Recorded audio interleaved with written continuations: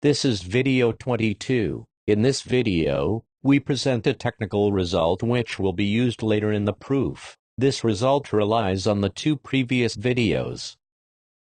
This theorem relies on a very specific setting. Consider a simple B-infinite window W which is not a cycle. This window is in gray. The graphs G1 and G2 are the cut of the grid associated to this window. This window is obtained by a path whose first position is visible from the west and its last position is visible from the east. Due to space constraint, in this example we consider a path whose first position is visible from the north and its last position is visible from the south. Remark that G1 is the left side of the window W. Later, G1 will be devoid of any obstacle. We will be free to assemble path assembly in this area without the risk of creating inconsistencies.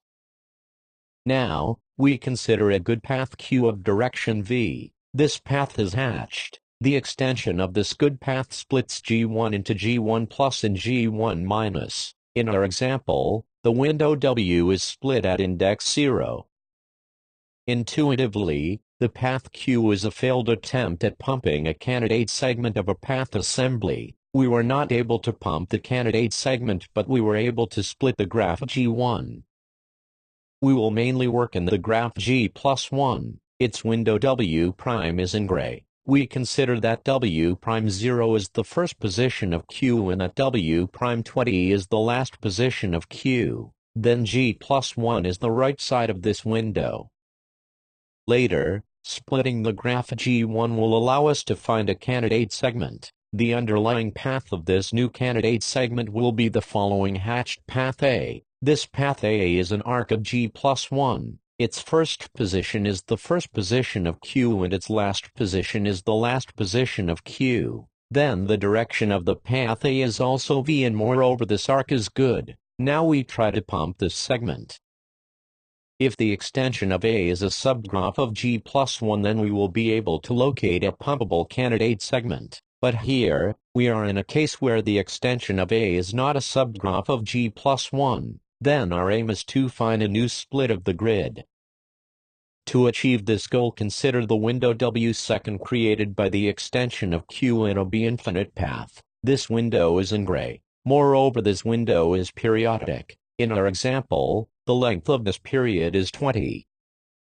Now consider the arc A. The first position of this arc is W second 0 and its last position is W second 20. Then the width of the arc A is at least 20. If the width of the arc A is strictly greater than 20, then A and A minus V intersect. Thus A is not good, which is a contradiction. Thus A is an extremum arc of G4.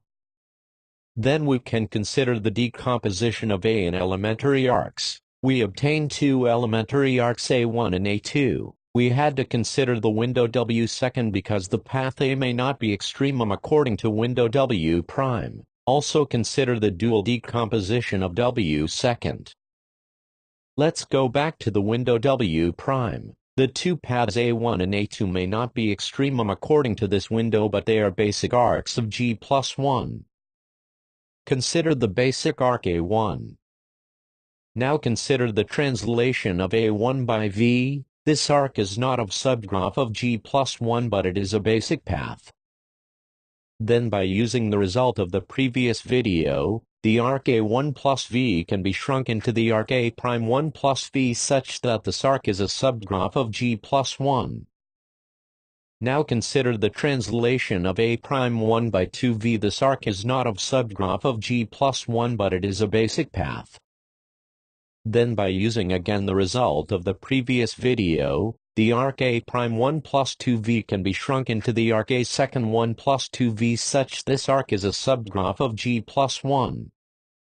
By iterating this reasoning, we obtain an arc A second 1 such that its translation by kV is a subgraph of G plus 1 for any positive integer k. Now, let's do the same thing for arc A2. The translation of A2 by V is a subgraph of G plus 1. The translation of A2 by 2V is not a subgraph of G plus 1, but it is a basic path. Then by using the result of the previous video, the arc A second plus 2v can be shrunk into the arc A prime 2 plus 2v such that this arc is a subgraph of G plus 1. By iterating this reasoning, we obtain an arc A prime 2 thus that its translation by kv is a subgraph of G plus 1 for any positive integer k. Now consider the arc A second 1 and A prime 2.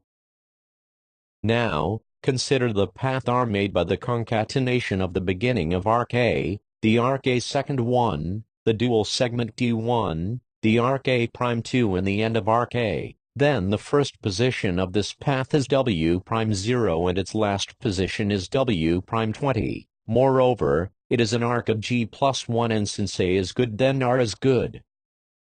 Moreover, the extension of R is a subgraph of G plus 1. Now consider the greatest index K3 such the position of the extension of R of this index belongs to the window W. Then there exists an index I2 such that Wi2 is this position. Then it possible to split G1 of this position by using the extension of R. A new split has been found. Moreover, the index I2 is strictly greater than 0. Then by iterating this reasoning we will move along the window W and eventually, a poppable segment will be found. Finally, we need a last important remark which will be useful later. Remark that the index K3 is greater than the length of the path R. Here the last period before the index K3 of the extension of R is hatched.